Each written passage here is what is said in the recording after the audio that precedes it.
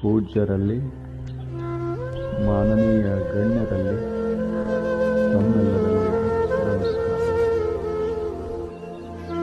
ಈ ಶಾಲೆಯ ಸುಂದರವಾದ ಕೋಣಗಳನ್ನು ನಾವೆಲ್ಲ ನಮ್ಮ ಕಣ್ಣೆದುರು ನೋಡಿ ಸಂತೋಷ ಪಡ್ತಾ ಇದ್ದೇವೆ. ಅವುಗಳ ಉದ್ಘಾಟನೆ ಇದೀಗ ಸಾಂಧ್ಯವಾಗಿದೆ. ತಮ್ಮೆಲ್ಲರ ಮಕ್ಕಳು ಇಲ್ಲಿ ಕಲಿತಾರೆ. ಅವರು ವಿದ್ಯಾವಂತರಾಗಬೇಕು. ತಮ್ಮ ಜೀವನವನ್ನು ಚೆನ್ನಾಗಿ ಕಟ್ಟಿಕೋಬೇಕು. ಆ ಉದ್ದೇಶಕ್ಕಾಗಿ ಇದು ಶಾಲೆ.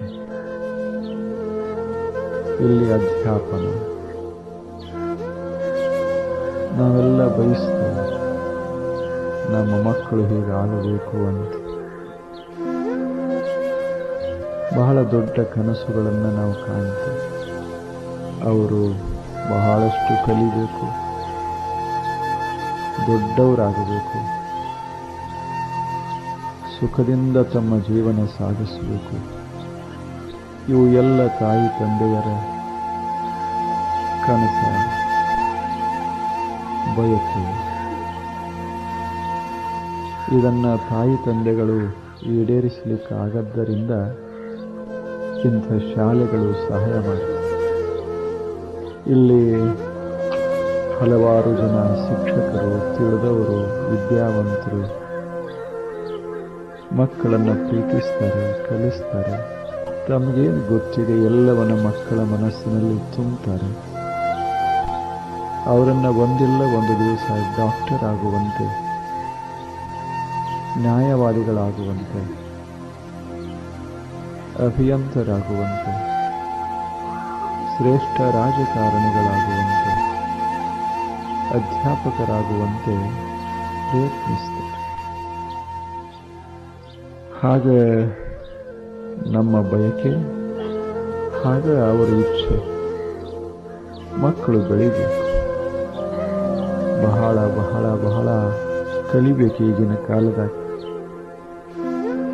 ಹುಟ್ಟುವಾಗ ನಾವೆಲ್ಲರೂ ಒಂದೇ ರೀತಿ ಇರ್ತೀವಿ.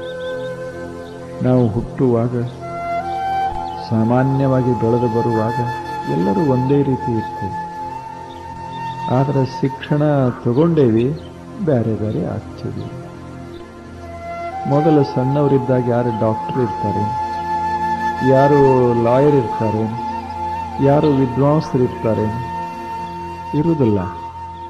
ಯಾವಾಗ ಕಲಿತಾರೆ ಆವಾಗ ಒಬ್ಬ ಡಾಕ್ಟರ್ ಆಗ್ತಾನ, ಇನ್ನೊಬ್ಬ ವಕೀಲ ಆಗ್ತಾನ, ಇನ್ನೊಬ್ಬ ಸಂಗೀತಗಾರ ಆಗ್ತಾನ, ಮತ್ತೊಬ್ಬ ಅಧ್ಯಾಪಕ ಆಗ್ತಾನ, ಇನ್ನೊಬ್ಬ ಬಂದು ಈ ಜಗತ್ತನ್ನೇ ಆಳುವಂಥ ಒಬ್ಬ ಮಹಾ ವ್ಯಕ್ತಿ ಆಗ್ತಾನ. ಇದರಿಂದ ಶಿಕ್ಷಣ ನಮ್ಮನ್ನ ಬೇರ್ಪಡಿಸಕ್ಕೆ ಪ್ರಾರಂಭ ಮಾಡ್ತದೆ. ಆದ್ದರಿಂದ ಶಿಕ್ಷಣಕ್ಕೆ ಬಹಳ ಬಹಳ ಬೆಲೆ ಅದ. ಮಕ್ಕಳು ಕಲಿಬೇಕು. ಈಗಿನ ಕಾಲದಾಗ ಕಡಿಮೆ ಶಿಕ್ಷಣ ತಗೊಂಡ್ರೆ ಏನೂ ಮಾಡ್ಲಿಕ್ಕಾಗದು. ಚಲೋ ಶಿಕ್ಷಣ ಕೊಡಬೇಕು. ನೀವು ಲಗ್ನ ಮಾಡುವ ಅವಶ್ಯಕತೆ ಇಲ್ಲ. ಮಕ್ಕಳಿಗೆ ಲಕ್ಷ ಹಣ ಖರ್ಚು ಮಾಡಬೇಕಾಗಿಲ್ಲ. ಸುಮ್ಮನೆ ಒಂದು ನಾಲ್ಕು ಅಕ್ಷತ ಹಾಕಿದರೆ ಸಾಕು, ಲಗ್ನ ಆಗ್ತದೆ. ಆದರೆ ಒಬ್ಬ ಹುಡುಗ ವಿದ್ವಾಂಸನಾಗಬೇಕಾದ್ರೆ 10-20 ವರ್ಷ ಪರಿಶ್ರಮ ಪಡಬೇಕಾಗ್ತದೆ, ತಪಸ್ಸ ಮಾಡಬೇಕಾಗ್ತದೆ. ಅಷ್ಟ ಕಾಲ ಅವನನ್ನು ಪೋಷಿಸಿ, ಅವನನ್ನು ಸಾಕಿ ಸಲುಹಿ, ಅವನಿಗೆಲ್ಲ ಅನುಕೂಲತೆಗಳನ್ನು ಕೊಟ್ಟು ಬಿಟ್ರೆ ಒಬ್ಬ ದೊಡ್ಡ ವ್ಯಕ್ತಿ ತಯಾರಾಗ್ತಾನೆ. ನಾವು ಒಬ್ಬ ಗೃಹಸ್ಥನ ತಯಾರ ಮಾಡೋದು ಮಹತ್ವದ್ದಲ್ಲ, ಒಬ್ಬ ದೊಡ್ಡ ವ್ಯಕ್ತಿಯನ್ನು ತಯಾರ ಮಾಡೋದು ಬಹಳ ಮಹತ್ವದ್ದು. ನೋಡಿರಲ್ಲ, ಮಹಾರಾಷ್ಟ್ರದಲ್ಲಿ ಗೋಖಲೆ ಅಂತ ಆಗಿ ಹೋದ್ರು. ನಾಮದಾರ ಗೋಖಲೆ ಎಷ್ಟು ಒಳ್ಳೆಯವರಿದ್ರು. ಮಹಾತ್ಮ ಗಾಂಧಿಯವರು ಅವರನ್ನು ಗುರು ಅಂತ ಮನ್ನಿಸಿದರು, ರಾಜಕೀಯ ಗುರು ಅಂತ ಮನ್ನಿಸಿದರು. ಇಂಥ ಮಹಾನುಭಾವ ನಾಮದಾರ ಗೋಖಲೆ.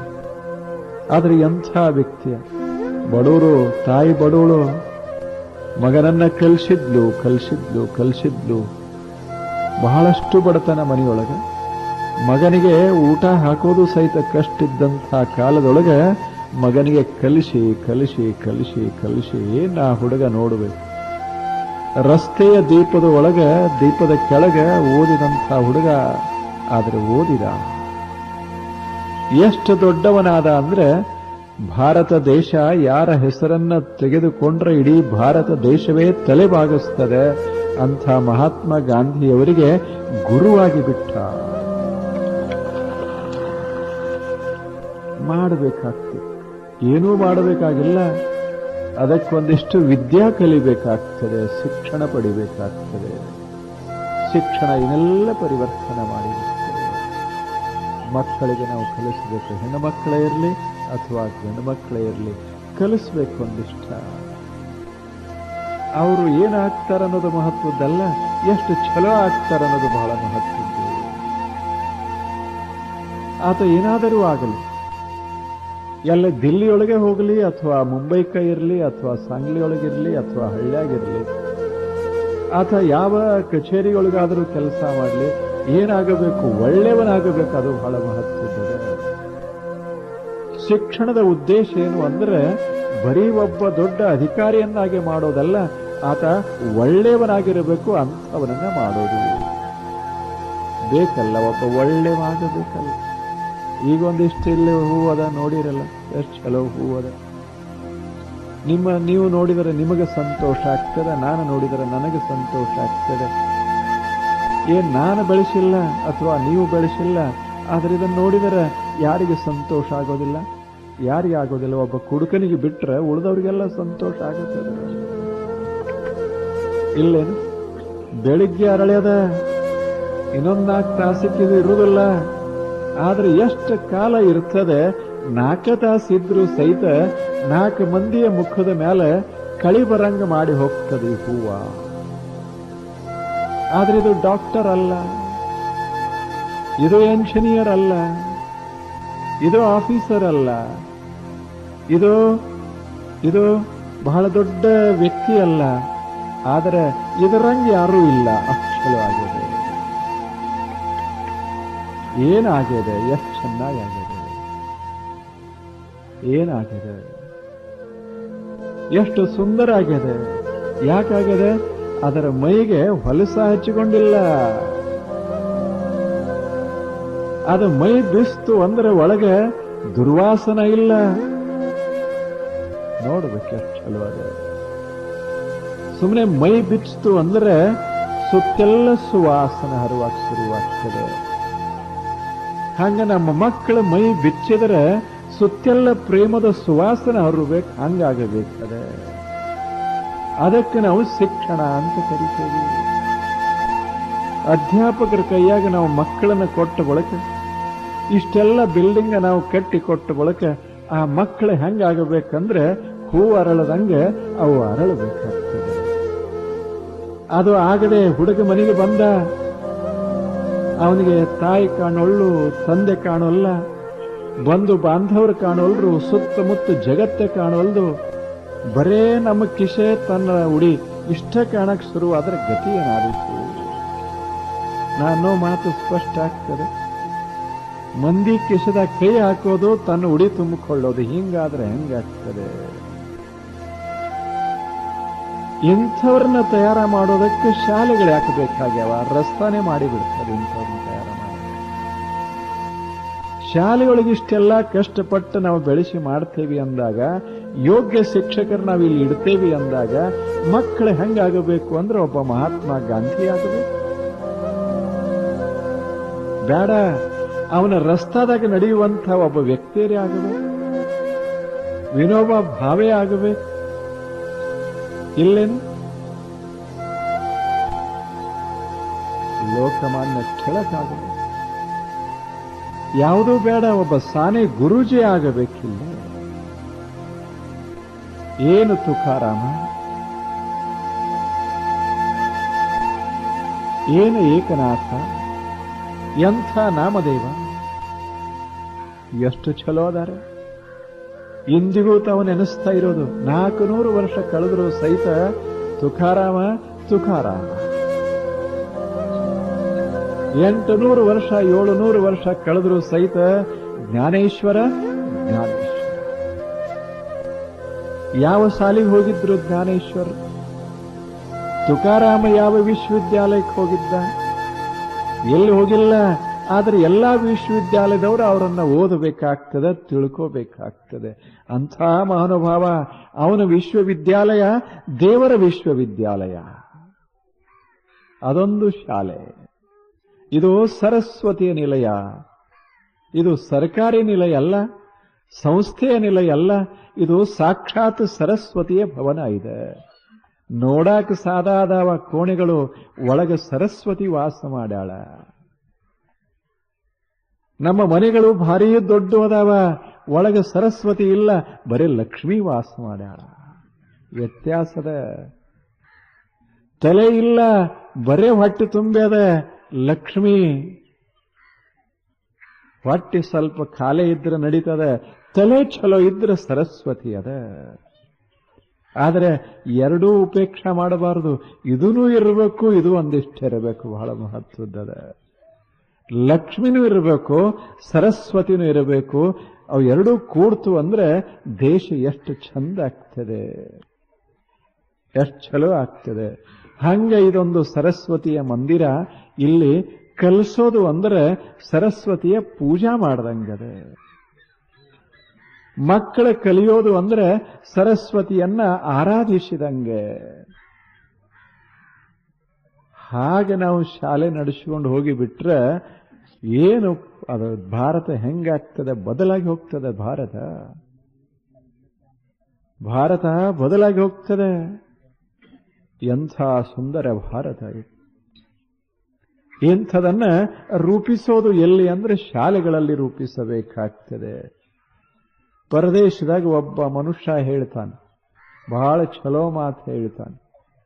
ಒಂದು ಸಾಲಿ ತೆಗಿಬೇಕು ಮನುಷ್ಯನೇ,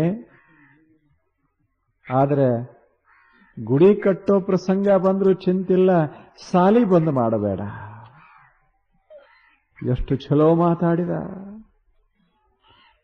ಪ್ರಸಂಗ ಹೀಗೆ ಬತ್ತು, ಶಾಲೆ ಮುಚ್ಚಿದ್ರೆ ಒಂದು ಗುಡಿ ತಯಾರಾಗ್ತದಂತ ಆತು ಅಂದ್ರೆ ಗುಡಿ ನಮಗೆ ಬೇಡ, ಶಾಲೆ ಇರಲಿ ಅನ್ನುವಷ್ಟು ಪ್ರೀತಿಸಬೇಕು ವಿದ್ಯಾಧಿ ದೇವತೆಯನ್ನ, ಸರಸ್ವತಿಯನ್ನ ಪ್ರೀತಿಸಿ. ಮಕ್ಕಳು ಸರಸ್ವತಿ ಆರಾಧಕರಾಗಬೇಕು. ಅಂಥವ್ರು ಹಾಗಾಗಬೇಕಾಗಿತ್ತು ಅಂದ್ರೆ ಇಂಥ ಶಾಲೆಗಳು ಇವೆಲ್ಲ ಆರಾಧನಾ ಕ್ಷೇತ್ರಗಳಾಗಿರಬೇಕು, ಮಂದಿರಗಳಾಗಿರಬೇಕದ. ಇಲ್ಲಿ ಯಾವುದದ ನೋಡಿ, ಶಾಲೆಗಳಲ್ಲಿ ಬಂದ ಬಳಿಕ ಯಾವ ಜಾತಿಯವರದಾರ,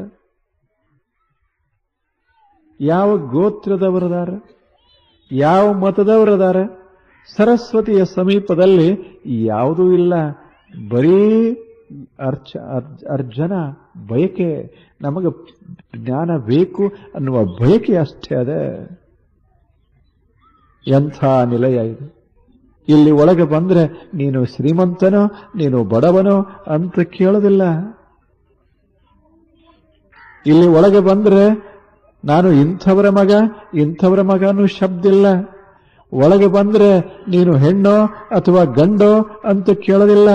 ಒಳಗೆ ಬಂದ್ರೆ ಹಸಿದು ಬಂದ ಹುಡುಗ, ಹಸಿದು ಬಂದ ಮಗಳು, ಜ್ಞಾನದ ಹಸಿವ, ಆ ಹಸಿವನ್ನ ತುಂಬಿಸಲಿಕ್ಕೆ ಒಳಗೊಂದಿಷ್ಟು ಜ್ಞಾನದ ಜಲ, ಅಮೃತ, ಜ್ಞಾನಾಮೃತ ಇದೆ. ಮನುಷ್ಯ ಅಮೃತ ಕುಡಿಬೇಕು ಅಂತ ಹೇಳ್ತಾರೆ. ಯಾವ ಮನುಷ್ಯ ಅಮೃತ ಕುಡಿತಾನೆ ಆತ ಆನಂದವನ್ನ ಅನುಭವಿಸ್ತಾನ ಅಂತ ಹೇಳ್ತಾರೆ. ಆ ಅಮೃತ ಹೊರಗದ ಅಂತ ನಾವು ಭಾವಿಸೇವಿ, ಹೊರಗದ ಇಲ್ಲಂತಲ್ಲ. ಹಾಲು ಅಮೃತ ಇದು, ಹಾಲು ಅಮೃತ ಇದು, ನೀರ ಇದು ಅಮೃತ. ಮತ್ತು ಬಾಟ್ಲಾಗಿಂದಲ್ಲ, ನೀರಮೃತ ಇದೆ, ಆಲ್ಕೋಹಾಲ್ ಅಲ್ಲ ನಾ ಹೇಳೋದು. ಯಾವುದನ್ನ ಕುಡಿದ್ರೆ ಮನಸ್ಸು ತಾಜಾ ಆಗ್ತದೆ ಅದು ಅಮೃತ. ಯಾವುದನ್ನ ಕುಡಿದ್ರೆ ನಮ್ಮ ಮನಿನೇ ನೆನಪಾಗೋದಿಲ್ಲ ಅದಂಗ ಅಮೃತ ಆಗ್ತದೆ. ಯಾವುದು ನೆನಪಾಗೋದಿಲ್ಲದ ಬಂದಾನ, ಮಸ್ತಾಗಿ ಅಮೃತ ಕುಡ್ದ ಬಂದಾನ, ಬಾಗ್ಲಾ ಬಡದ, ಬಾಗ್ಲ ಹಿಂಗ ತೆರೆದ್ರು. ಅವನ ಹೆಂಡತಿ ಎದುರಿಗೆ ನಿಂತಾಳ, ಎರಡು ಮಕ್ಕಳು ಒಳಗಳಾಕತ್ಯಾವ. ಆತ ತೆರೆದ ಕೂಡ್ಲೆ, ಆ ಹೆಣ್ಮಗಳು ತೆರೆದ ಕೂಡ್ಲೆ ಕೇಳ್ದ, ಇದು ಮನಿ ಯಾರ್ದು? ಪಾಪ ಹೆಂಡತಿಗೆ ಎಂಥ ತಾಪ ಅದು. ಇದು ಅಮೃತ ಅಲ್ಲ. ಯಾವುದನ್ನ ಕುಡಿದ್ರೆ ಮನ್ಯಾಗ ಸಂತೋಷ ತುಂಬುತ್ತದೆ ಅಂಥದ ಅಮೃತ ಅದ. ಹಾಗೆ ಇದು ಸಾಮಾನ್ಯ ಅಮೃತ, ಹಾಲು ಹೈನು, ಆದರೆ ವಿದ್ಯಾ ಅಮೃತ ಇದೆ. ಯಾವುದನ್ನ ಕುಡಿದು ಬಿಟ್ರೆ ಒಬ್ಬ ಮನುಷ್ಯನ ಬದುಕೇ ಆನಂದಮಯವಾಗ್ತದೆ, ವಿದ್ಯಾಮೃತ. ಏನು ಜ್ಞಾನೇಶ್ವರಿ 18 ವರ್ಷಕ್ಕ ಏನ ಅಮೃತ, ಜ್ಞಾನಾಮೃತ. ಇಷ್ಟು ವರ್ಷ ಆದರೂ ಸಹಿತ ಮಹಾರಾಷ್ಟ್ರ ಇನ್ನ ಕುಡಿತಾನೆ ಅದ, ಆದರೆ ಜ್ಞಾನೇಶ್ವರಿಯೊಳಗಿರುವ ಅಮೃತ ಮುಗುದಿಲ್ಲ. ಬಸವಣ್ಣನವರ ವಚನಾಮೃತಗಳ ಮುಗುದಿಲ್ಲ. 800 ವರ್ಷ 900 ವರ್ಷಗಳಾಗ್ಯಾವ, ಇನ್ನ ವಚನ ಓದ್ತಾರೆ, ಅದರಾಗಿನ ರಸ ಕುಡ್ದೇ ಕುಡಿತಾರೆ. ಯಾರು ಕುಡ್ದಾರೆ ಅವರು ಸಂತರಾಗ್ತಾರ. ಅಷ್ಟು ಅದ್ಭುತ ಅಮೃತ. ಏನದಲ್ಲ, ಮನುಷ್ಯ ಒಂದಿಷ್ಟು ಕುಡಿಬೇಕು. ಹೊರಗೆ ಹಾಲ ಕುಡಿತಾ ಇರಬೇಕು, ಒಳಗೆ ಜ್ಞಾನದ ಹಾಲ ಕುಡಿತಾ ಇರಬೇಕು. ಹೊರಗಿನ ಹಾಲ ದೇಹವನ್ನು ರಕ್ಷಿಸ್ತದೆ, ಒಳಗೆ ಕುಡಿಯುವಂಥ ಹಾಲ ಜೀವನವನ್ನೇ ರಕ್ಷಿಸ್ತದೆ. ಮುಖದ ಮೇಲೆ ಪ್ರಸನ್ನ ಬರಬೇಕಾದ್ರೆ ಎರಡೂ ಬೇಕಾಗ್ತದೆ. ಎಂಥ ಮಕ್ಕಳು ನಮಗೆ ಆಗಬೇಕು, ನಮ್ಮ ಮಕ್ಕಳು ಹಿಂಗೆ ಆಗಬೇಕು ಅಂತ ಭಾರತ ದೇಶದ ಪ್ರತಿಯೊಂದು ಮನೆ, ಪ್ರತಿಯೊಬ್ಬ ಪಾಲಕ, ಪ್ರತಿಯೊಬ್ಬ ತಾಯಿ ಇಚ್ಛೆ ಪಡ್ತಾಳೆ. ಹಾಗಾಗಬೇಕಾಗಿ ಅಂಥದಕ್ಕಾಗಿ ಇದೊಂದಿಷ್ಟು ಶಾಲೆ ಇಡೀ ಭಾರತ ದೇಶದ ತುಂಬ ಹಲವಾರು ಸಾವಿರಾರು ಲಕ್ಷಾಂತರ ಶಾಲೆಗಳಿವೆ. ಎಲ್ಲ ಶಾಲೆಗಳಲ್ಲಿ ಇಂಥದೊಂದು ಕೆಲಸ ಶುರುವಾಗಿ ಬಿಟ್ರೆ ನೋಡಬೇಕು, ಭಾರತ ಇಡೀ ಜಗತ್ತಿನ ಧುರೀಣ ಆಗ್ತದೆ. ನಾವು ಶ್ರೀಮಂತ ಆಗೋದು ಮಹತ್ವದ್ದಲ್ಲ. ಭಾರತ ದೇಶ ಅಮೆರಿಕಕ್ಕಿಂತ ಶ್ರೀಮಂತ ಆಗಬಹುದು, ಆಗಲಿಕ್ಕಿಲ್ಲ. ಹಾಗ ಆದರೆ ಜಗತ್ತಿನಲ್ಲಿ ನಮಗೆ ಸ್ಥಾನದ ಅಂತಲ್ಲ. ಆದರೆ ಭಾರತ ಹಿಂಗಾಗಬೇಕಲ್ಲ. ಆ ಭಾರತವನ್ನು ನೆನೆಸಿದರೆ ಪರದೇಶದವರು ತಲೆ ಬಾಗಿಸಬೇಕು, ಹಂಗಾಗಬೇಕದ ಅಂಥ ಭಾರತ. ಈಗ ಭಾರತ ದೇಶವನ್ನು ನೆನೆಸುವಾಗ ಮಹಾತ್ಮ ಗಾಂಧಿ ನೆನೆಸ್ತಾರೆ, ಇಲ್ಲ ಮಹಾತ್ಮ ಗಾಂಧಿ ನೆನೆಸ್ತಾರೆ, ಋಷಿಗಳನ್ನು ನೆನೆಸ್ತಾರೆ, ಶಂಕರಾಚಾರ್ಯ ನೆನೆಸ್ತಾರೆ, ಮಧ್ವರನ ನೆನೆಸ್ತಾರೆ, ಆ ಬಳಿಕ ಬುದ್ಧನ ನೆನೆಸ್ತಾರೆ, ಮಹಾವೀರ್ ನೆನೆಸ್ತಾರೆ, ಬಸವಣ್ಣವ್ರು ನೆನೆಸ್ತಾರೆ. ಶ್ರೀಮಂತರನ್ನ ನಾವು ಕೋಟಿಗಟ್ಟಲೆ ಹಣ ಇಟ್ಟೇವಿ ಅಲ್ಲಿ ಸ್ವಿಟ್ಜರ್ಲೆಂಡ್ದಾಗಂತ ನಮ್ಮನ್ನ ಯಾರು ನೆನೆಸ್ತಾರೆ? ಯಾರು ನೆನೆಸ್ತಾರೆ? ಯಾವುದು ಇರೋದ, ಎಂಥ ವ್ಯಕ್ತಿ ಇರೋದರಿಂದ ಭಾರತ ಅದ್ಭುತ ಆಗ್ತದೆ. ಅಂಥ ವ್ಯಕ್ತಿ ನಮ್ಮ ಮಕ್ಕಳಾಗಬೇಕಲ್ಲ, ಆಗಬೇಕು. ಈಗ ನಿಮಗೆ ಒಬ್ಬ ಮಗ ಅದಾನಂತ ಇಟ್ಕೊಳ್ಳಿ, ಭಾರಿ ಕಲಿತು ಕಲಿತು ಕಲಿತು ಆತ ಅಮೆರಿಕಕ್ಕೆ ಹೋದ ಅವ ಅಲ್ಲೇ ಉಳ್ಕೊಂಡ. ನಿಮಗೆ ಒಬ್ಬನೇ ಮಗ, ಯಾರು ನೋಡೋರಿಲ್ಲ ಕೇಳೋರಿಲ್ಲ.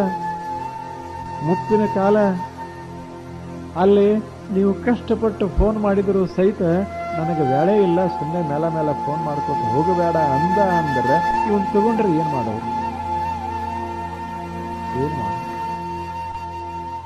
ಎಂಥವ್ರನ್ನ ತಯಾರ ಮಾಡೋದಕ್ಕಿಂತ ಕಣ್ಣೀರ ಬರ್ಸೋರ್ನ ತಯಾರ ಮಾಡಬೇಕು. ಎಲ್ಲಿ ಹಸದದ ಅಲ್ಲಿ ಒಂದು ತುತ್ತ ಅನ್ನ ಕೊಡೋರ್ನ ತಯಾರ ಮಾಡಬೇಕು.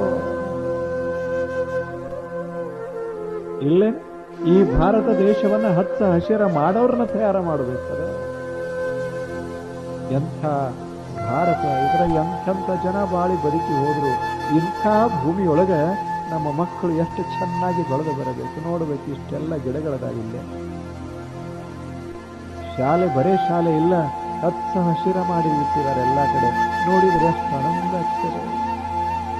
ಅಕಸ್ಮಾತ್ ಈ ಗಿಡ ಹಿಂಗಿರದೆ ಇದು ಬಂಗಾರದ ಗಿಡ ಇದ್ರೆ ಇಲ್ಯಾರು ಕೂಡ್ತಿದ್ರಿ? ಇಲ್ಲೇ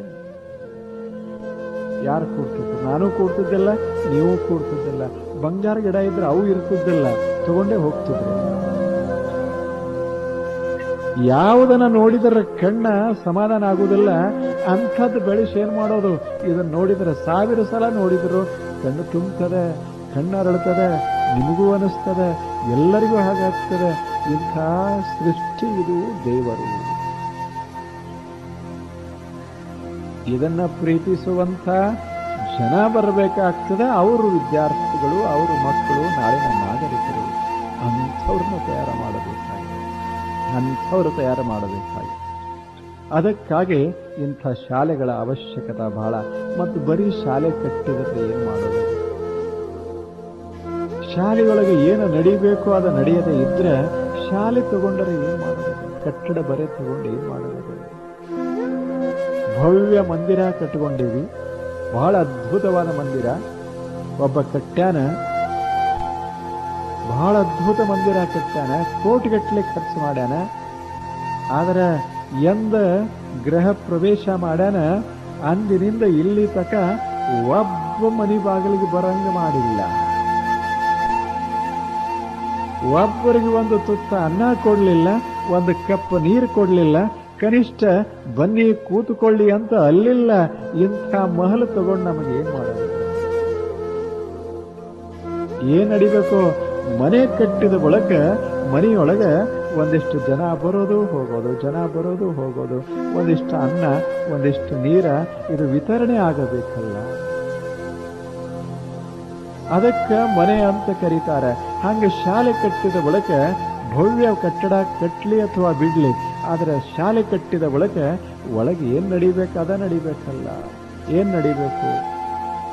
ಏನ ನಡೆದರೆ ನಡೆಸಿದವರಿಗೆ ಸಂತೋಷ ಆಗ್ತದೆ, ಕಟ್ಟಿದವರಿಗೆ ಸಂತೋಷ ಆಗ್ತದೆ, ಮಕ್ಕಳನ್ನು ಕೊಟ್ಟು ಕಳಿಸಿದವರಿಗೆ ಸಂತೋಷ ಆಗ್ತದೆ, ಅದು ನಡಿಬೇಕಲ್ಲ. ಅಂಥದ್ದೊಂದಿಷ್ಟು ನಡೆಯುವುದು. ಅದನ್ನ ಕಲಿಸಿ. ಶಿಕ್ಷಕರಂದ್ರೆ ಸಾಮಾನ್ಯರಲ್ಲ ಅವರು. ಪಾಪ ತಾವೇನು ಗಳಿಸಿರ್ತಾರ ಅಷ್ಟೆಲ್ಲ ವಿದ್ಯೆಯನ್ನ ಸಣ್ಣ ಮಕ್ಕಳ ಉಡಿಗೆ ಹಾಕ್ತಾರಲ್ಲ, ಎಂಥ ದೊಡ್ಡ ಕೆಲಸ. ಸಂಪತ್ತ ಕೊಟ್ಟು ಶ್ರೀಮಂತ ಮಾಡೋದು ಒಂದು ಕ್ಷಣದಾಗ ಸಾಧ್ಯ ಅದ, ಆದರೆ ವಿದ್ಯಾವಂತ ಮಾಡಕ್ಕಾಗ್ತದೆ. ನೀವು ನಿಮ್ಮ ಮಕ್ಕಳನ್ನು ಶ್ರೀಮಂತ ಮಾಡೋದು ಬಹಳ ಸುಲಭ. ಒಂದು ಪತ್ರ ತರೋದದ, ಬರೆಯೋದದ, ನನ್ನ ಸಂಪತ್ತೆಲ್ಲ ನಿನ್ನ ಹೆಸರಲ್ಲೇ ಮಾಡೇನಿ ಅಂದ ಕೂಡಲೇ ಆ ಕ್ಷಣದಾಗ ಅವನು ಶ್ರೀಮಂತ ಅದ. ಆಗ್ಲಿಲ್ಲ? ಅಥವಾ ಲಗ್ನ ಆತು, ಮಾವ ಬಂದ, ಈ ಮನೆ ನಿಂದು ಅಂತ ಬರ್ಕೊಟ್ಟ, ಈ ಹೊಲ ನಿಂದು ಅಂತ ಬರ್ಕೊಟ್ಟ, ಆಸೆ ಪಟ್ಟು ತಗೊಂಡ ಅಳಿಯ ಶ್ರೀಮಂತ ಆಗಿರಬಹುದು, ಆದರೆ ಒಳ್ಳೆ ಹಂಗಾಗ್ತಾನೆ.